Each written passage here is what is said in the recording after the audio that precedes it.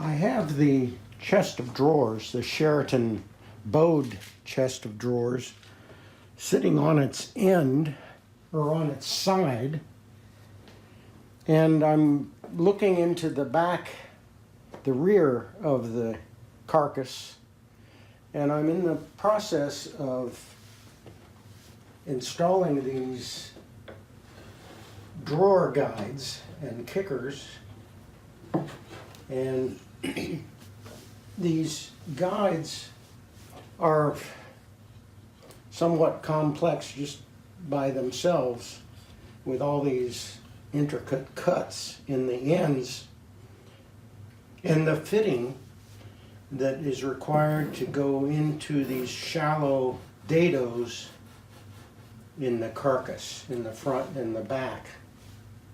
Now, the grain direction here of the runners is, of course, crossways to the grain direction in the side. So I cannot glue these onto the side, and they need to be able to float somewhat to let the side move with the weather conditions.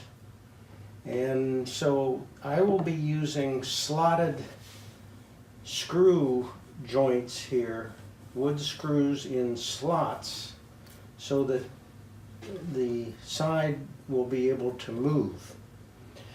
I'm somewhat, many carcasses are built with these types of drawer runners, but it would have been far simpler just to create full width platforms, just like this bottom piece or this inner top piece, with the secondary wood glued to the drawer rails here in the front. So it would have been a lot simpler just to glue up 3 more full-size panels here and forget these drawer runners. And the good thing about that option is that the grain direction is continuous with the top and the sides, so there's no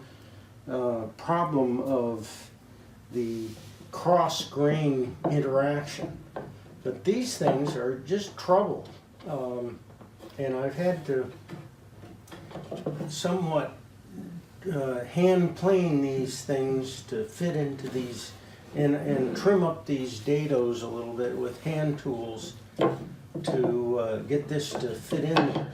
So the next step will be to create some slots, drill slots, 3/16 inch diameter and in a bigger width slots for the wood screws, the 1 1/4 inch wood screws. There'll be 3 of them here that will hold this in. Now I got to make sure that this is down far enough that the face of this kicker is concurrent with flush with this style here, the face of this style, because that drawer, you don't want to have a protrusion here that the drawer runs into. So there's quite a bit of work in finishing up these pieces.